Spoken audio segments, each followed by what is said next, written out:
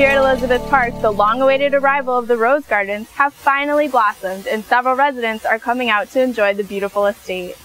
I love to come if I can every year, and it's just beautiful to see the flowers in full bloom. It's just a beautiful place.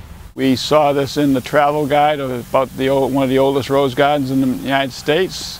So we thought we'd come in and visit, and so it's our first time visiting here, and it's unbelievable, more than what we even imagined it could be. It was very, very nice, and the variety of roses and the presentation of the garden is spectacular.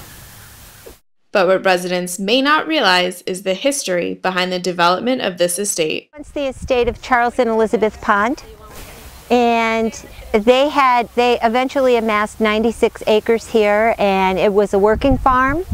And Charles had inherited this property from his father, so he couldn't sell it. And there was a codicil in the will that stated that. And he and his wife Elizabeth never had any children, and so he contemplated turning this into a park after he passed away.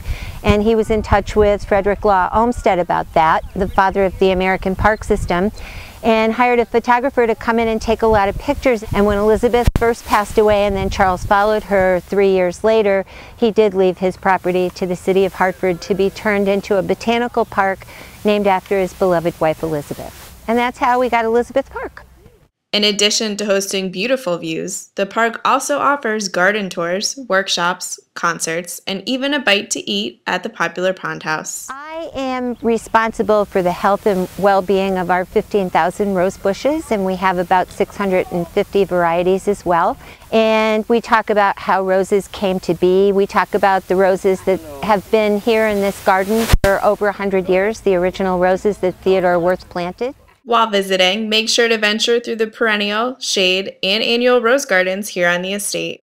When this rose garden opened to the public in 1904, it was a big sensation. We are America's oldest municipal rose garden, and we are the third largest rose garden in the United States, and we are also a world-class rose garden, and we're very, very proud of that.